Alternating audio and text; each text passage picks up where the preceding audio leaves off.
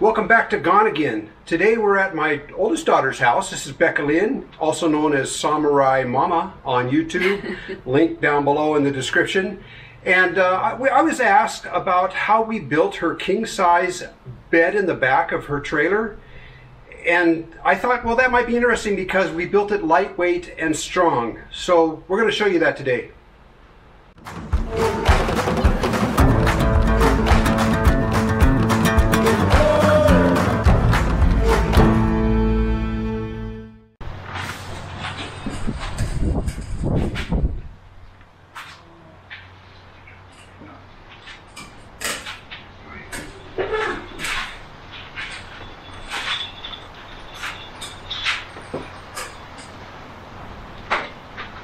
There we go.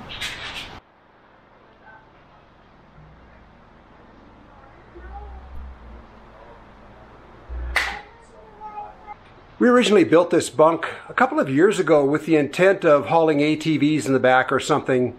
Since then, Becca Lynn and her husband have decided they're not going to be hauling any heavy equipment or anything. It's going to be strictly a cargo trailer camper. So it doesn't fold up all the way anymore. There's things on the wall that are in the way. But I wanted to show you how we actually built the platform because it's strong and it's easy to use. First of all, the plywood in here on the side walls is 1/2-inch ply, so it's pretty strong on its own. But we didn't depend on that to hold the weight of this bed.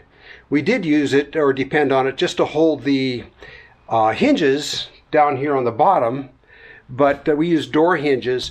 But the weight of the bed is not on those hinges, and I'll show you why here in a minute.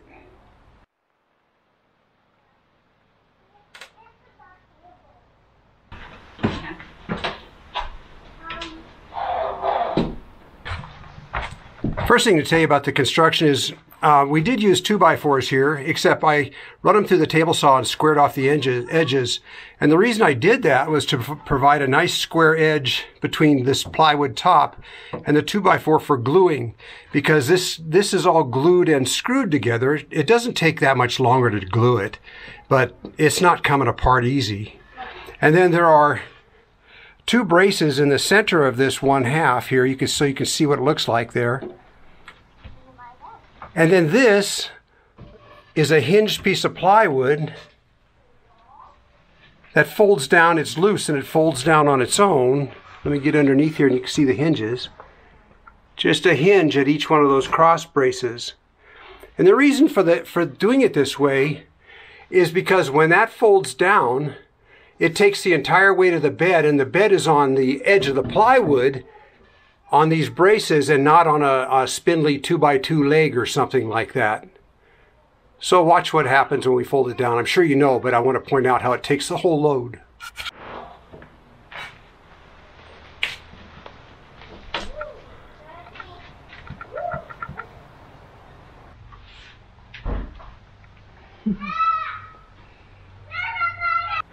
Well, like I mentioned about those hinges that this is hinged on, the upper portion here, the bed itself, well, when it folds down, the bottom edge of this 2x4 rests on top of this 2x4 here, and that's supported all the way down to the floor.